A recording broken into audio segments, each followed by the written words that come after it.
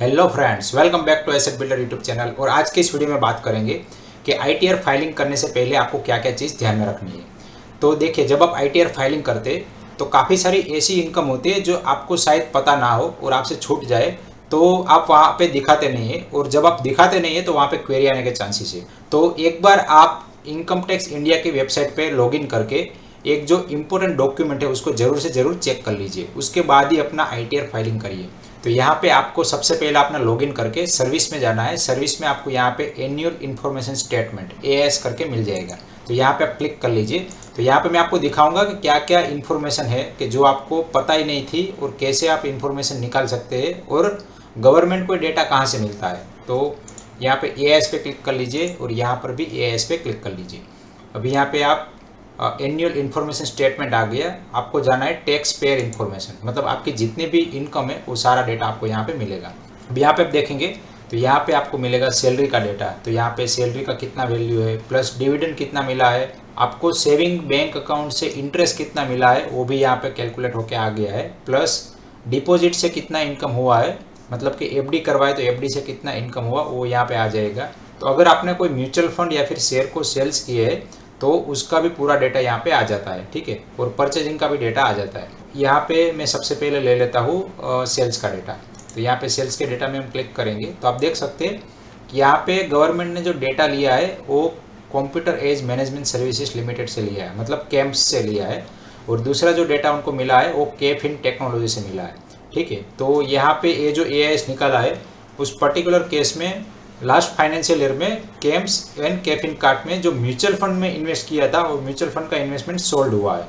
तो इसीलिए यहाँ पे ये पूरा डेटा दिखा रहा है, ठीक है। तो यहाँ पे आप देख सकते हैं सेल्स ऑफ सिक्योरिटी यूनिट और म्यूचुअल फंड। तो यहाँ पे sales of security and unit of mutual fund, तो यहाँ पे शेयर्स का भी डेटा दिखाएगा, म्यूचुअल फंड का भी दिखाएगा। अब आप इसके अंदर क्लिक करेंगे तो यहाँ वापस से जो हमें डिविडेंड वो सारा चीज़ दिखा रहा था वो वापस से दिखाने लगा। और यहाँ पे हमें चले जाना है सेल्स ऑफ सिक्योरिटी। तो यहाँ पे पहले क्लिक करते हैं तो यहाँ पे ये सारा डेटा कैम्प्स से लिया है, ठीक है। यहाँ पे शॉर्ट टर्म है, लॉन्ग टर्म है, वो भी दिखा रहा है। तो अभी आपको क्या करना है कि यहाँ पे डाउनलोड पे क्लिक कर लेना है। जैसे आप डाउनलोड करेंगे आपके पास एक एक्सेल फाइल डाउनलोड हो जाएगी और वो एक्सेल फाइल को आप ओपन कर लीजिए और अपना जितना भी प्रॉफिट लॉस हुआ उसको कैलकुलेट कर सकते हैं। तो यहाँ पे कॉस्ट ऑफ एक्विजिशन, मतलब कितने में बाय किया था, और दूसरा है सेल कंसिड्रेशन, मतलब कितने में आपने सेल किया। तो यहाँ पे आप ऑटो सम कर लीजिए, फिर यहाँ पर भी आप ऑटो सम कर लीजिए, ठीक है। तो ये आपका सेल एंड बाय हो गया। अभी आपको टोटल प्रॉफिट कितना हुआ वो आप यहाँ से आराम से कैलकुलेट कर सकते हैं। तो यहाँ पे इक्वल करके सेल माइनस बाय, तो ये आपका हो गया टोटल प्रॉफिट, ठीक है। तो इतना पर्टिकुलर प्रॉफिट हुआ है और ये आपका हुआ है इक्विटी म्यूचुअल फंड से। सिमिलरली यहाँ पे कैफिन कार्ड का भी डेटा है तो वो भी आप निकाल के देख सकते हैं। तो ये पर्टिकुलर केस हो गया। अब मैं दूसरा एक केस दिखाता हूँ जिसके अंदर शेयर्स का भी सेलिंग हुआ है। तो यहाँ पे मेरे पास दूसरा एक एआईएस स्टेटमेंट है। तो एआईएस पे क्लिक कर लेता हूँ, यहाँ पे एआईएस पे क्लिक कर लेता हूँ, टैक्स पेयर इन्फॉर्मेशन। तो यहाँ पे आप देख सकते हैं कि यहाँ पे डिविडेंड का कुछ इनकम है, सेल्स ऑफ सिक्योरिटी है और परचेज ऑफ सिक्योरिटी है। तो यहाँ पे कुछ सैलरी वैलरी नहीं है लेकिन डिविडेंड का है और पर्टिकुलर शेयर्स के अंदर जो भी बाय एंड सेल हुआ है उसका पूरा डिटेल है, ठीक है। तो यहाँ पे आप क्लिक करेंगे तो आपको पता चलेगा कि ये जो डेटा है वो सीडीएसएल से मिला है, ठीक है। आपका अगर अकाउंट एनएसडीएल से है तो गवर्नमेंट एनएसडीएल से भी डेटा लेती है। तो यहाँ पे आपको देख लेना है कि गवर्नमेंट के पास कौन कौन से डेटा आए हुए हैं और यहाँ पे एक बार आपको अपना प्रॉफिट कैलकुलेट कर लेना है। और जितना भी आपको यहाँ पे प्रॉफिट दिखा रहा है और डिविडेंड दिखा रहा है, इंटरेस्ट दिखा रहा है या फिर बिजनेस रिसिप्ट भी दिखा रहा है, तो वो चीज़ आपको आईटीआर में मेंशन करना ज़रूरी है, क्योंकि इनकम टैक्स इंडिया के पास वो डेटा है और इनकम टैक्स इंडिया ने आपको एएस के जरिए वो डेटा आपको भी दे दिए है।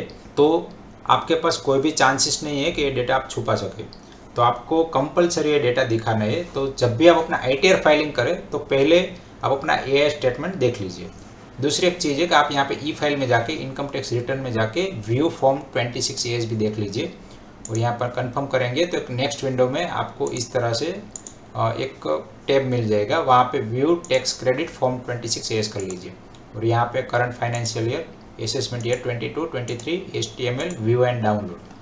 तो यहाँ पे आपको नीचे पूरा डिटेल दिखाएगा और यहाँ पे एक्सपोर्ट एज ए PDF कर लेंगे तो भी आपको सारा डेटा मिल जाएगा, ठीक है। तो यहाँ पे आपको देख लेना है कि आपका कौन कौन सा TDS कटा है। तो यहाँ पे आप देख सकते हैं कि जितना भी डिविडेंड मिला वो सारा डिविडेंड का जो TDS कटा उससे यहाँ पे डेटा आपका डिविडेंड का मिला था, और यहाँ पे कोई भी आपका डिडक्शन नहीं हुआ है सिवाय के एक निप्पॉन इंडिया म्यूचुअल फंड के जरिए एक हुआ। तो मतलब जो लिक्विड बी में इन्वेस्ट किया था तो लिक्विड बी का जो क्रेडिट होता रहता है तो वहाँ पे कुछ TDS भी कटा था, तो वो वाला यहाँ पे दिखा रहा है। ठीक है, तो इस तरह से यहाँ पर अगर आपका कोई अलग से TDS कटा है तो माइट भी पता भी नहीं होगा, तो वो रिफंड आप ले सकते हैं। तो इस तरह से आपको form 26AS and plus AS पूरा कंफर्म करके उसके बाद ही अपना टैक्स फाइलिंग करना है। इसके अलावा कौन कौन सी अलग से इनकम आपको हुई है उसका पूरा डिटेल निकाल लीजिए। तो जो अलग से इनकम है उसमें सबसे पहले आपको तो अपने जितने भी बैंक अकाउंट है उसका सेविंग का इंटरेस्ट लेना है। तो आप जब अपना लास्ट ईयर का स्टेटमेंट डाउनलोड करेंगे तो वहाँ पे आपको क्वार्टरली